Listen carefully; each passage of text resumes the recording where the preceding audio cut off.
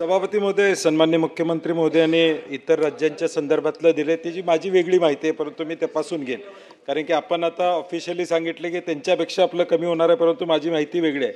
आता या 1 जुलैच्या ऑर्डरमध्ये सभापती महोदय, ज्यावेळी MERCनं हिअरिंग घेतलं, मी स्वतः पुण्याला हिअरिंगमध्ये गेलो होतो पहिल्या ऑर्डरच्या आधी. आमचं म्हणणं काय सभापती महोदय की पहिलं हिअरिंग झालं राज्यामधल्या 6 विभागामध्ये, ऑनलाईन हिअरिंग झालं, पूर्वी फिजिकल होत होतं. आम्ही सगळे म्हणणं मांडलं. ताबडतोब 3 दिवसात असं काय बदललं की MERCनं निर्णय आपला परत घ्यावा लागला.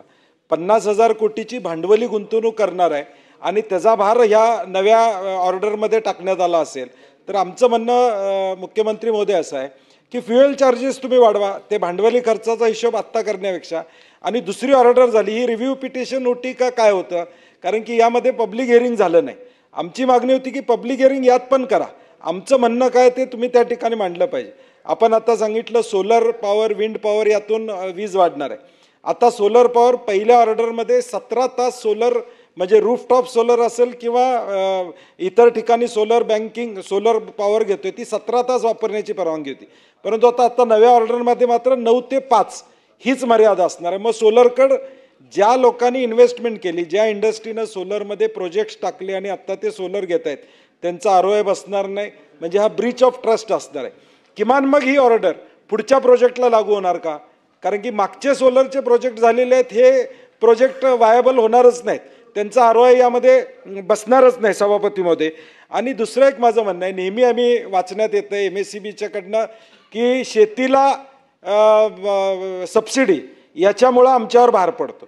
मागच्या वेळी एक IITची सत्यशोधक समिती नेमली होती, त्यामध्ये MERCनं सांगितलं होतं 500 फीडर्सवर आपण मीटर बसवले आणि त्यातून एक्झॅक्ट वीज शेतीला किती जाते याचा हिशोब लागला पाहिजे.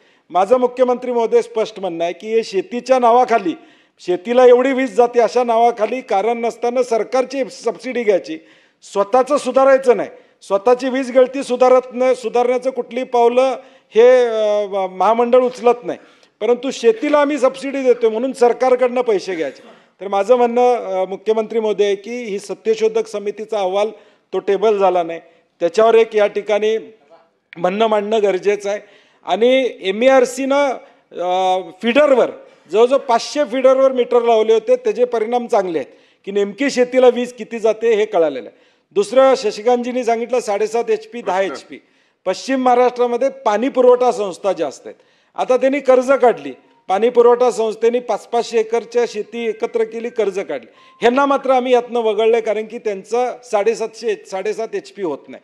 तर एक धोरणात्मक निर्णय सभापती महोदय त्या संदर्भात घेणं या ठिकाणी अभिप्रेत आहे. आणि सोलरचं मी जे बोललो मुख्यमंत्री महोदय, हे स्ट्रीट लाईटला पण लागू होणार आहे. म्हणजे आता ज्या महानगरपालिका नगरपालिका सोलरवर आपण स्ट्रीट लाईट केल्या असतील तर त्यांच्यावर देखील त्याचा परिणाम होणार की दिवसाच वीज वापरायची, हा परिणाम त्यांच्यावर होणार आहे. आणि औद्योगिक विजेसाठी आता 1 जुलैपासूनच्या ऑर्डरमध्ये विद्युत जोडणी 18 किलोवॅट क्षमतेचा असेल तर कायम आकार 10,494 वरून तो 10,800 झालेला आहे. म्हणजे वाढ ही त्यामध्ये झालेलीच आहे. आपण जे सांगितलं की वाढ झालेली नाही असं नाही. आणि 100 युनिटच्या ग्राहकाला खालचा आपण दिलासा देतोय, परंतु 100च्या वर असणारे 100च्या खाली असणारे ग्राहक किती आहेत त्यांची संख्या फार कमी होणार आहे पुढच्या काळामध्ये. कारण की सभापतीमध्ये एखाद्या घरात 100 युनिट वापरणाऱ्यांची संख्या कमी होणार आहे. आणि म्हणून आमची मागणी आहे की 100 युनिटच्या वरती 300 युनिटपर्यंत 28 ते 35% वाढ या आत्ता नवीन ऑर्डरमध्ये झालेलं आहे. आणि म्हणून माझं मुख्यमंत्री महोदयांना विनंती आहे की नव्या ऑर्डर करायच्या आधी का हिअरिंग घेतलं नाही, किमान एक हिअरिंग घेतलं असतं तर लोकांना त्यांच्या भावना व्यक्त करता आल्या असत्या. आत्ता देखील आपल्या स्तरावर एखादी बैठक घेऊन या MERCच्या ऑर्डरमध्ये झालेल्या चुकीची दुरुस्ती करण्याची आपल्याला संधी आहे, पुन्हा आपण त्यांच्याकडे जाऊ शकतो. तशी एखादी बैठक आपण या ठिकाणी घेणार का?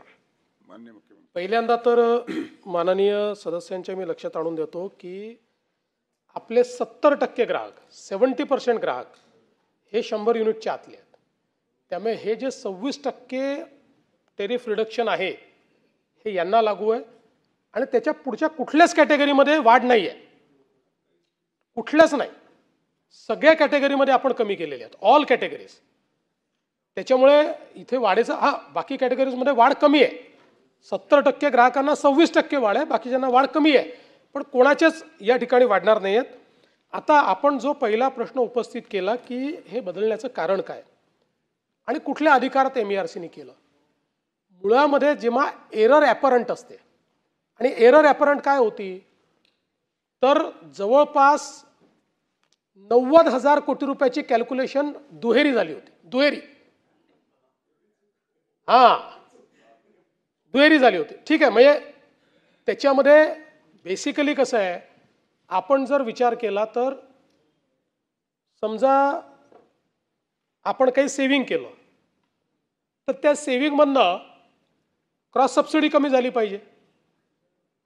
सेव्हिंग केलं तर क्रॉस सबसिडी कमी झाली पाहिजे. आता इथे दोन्ही गोष्टी पकडण्यात आल्या होत्या आणि त्यामुळे आम्ही लक्षात आणून दिलं. मी या सभागृहात सांगितलं होतं.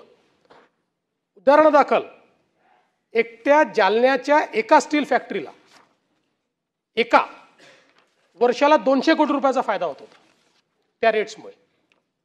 एकीकडे घरगुती ग्राहकांकरता आपण सवलत द्यायची नाही आणि एका स्टील फॅक्टरीला जर 200 कोटी रुपयाचा फायदा होत असेल, फायदा नाही झाला पाहिजे असं नाही आहे, त्यांना रेट कॉम्पिटिटिव्ह असले पाहिजे.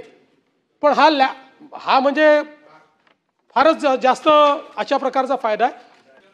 हे जे कॅल्क्युलेशन्स आहे ते लक्षात आल्यानंतर MERCनी म्हणजे ती पिटिशन घेतली आणि त्यानुसार त्यांनी ही एरर ॲपरंटची सुधारणा आहे.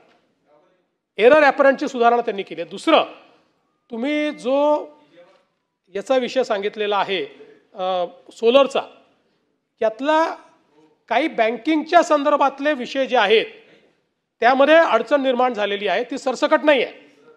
फारच लिमिटेड लोकांकरता ती झालेली आहे. लिमिटेड कॅटेगरीज करता झाली आहे. त्या लिमिटेड कॅटेगरीज करता पुन्हा सुनावणी घेण्याकरता आपण मान्यता दिली आहे. त्याची सुनावणी होते.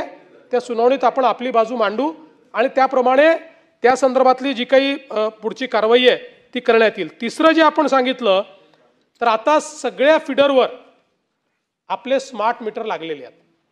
त्यामुळे या वर्षाच्या एंडला किंवा पुढच्या वर्षीपर्यंत आपल्याला एक्झॅक्ट ॲग्रिकल्चर लॉस किती हा त्या ठिकाणी आपल्याला कळणार आहे आणि पुढच्या वर्षी आपल्याला तो MERC पुढे सादर देखील करायचा आहे सेपरेटली. कारण MERCने याची नोंद घेतलेली आहे की आपण सगळे ॲग्री फीडर हे स्मार्ट मीटरनी कव्हर केले. त्यामुळे या वर्षीचा संपूर्ण जो डेटा तयार होईल तो MERC पुढे मांडू आणि या सभागृहाला अवगत करून देऊ. विरोधी पक्षनेते सभापती महोदय, नाही, त्या पाणी पुरवठा संस्थांच्या संदर्भात किंवा लिफ्ट इरिगेशन संस्थांच्या संदर्भात आम्ही एक सोलरायझेशनचं प्रपोजल तयार केलेलं आहे. यांना सोलरवर कसं आणायचं या संदर्भात एक योजना आम्ही केलेली आहे.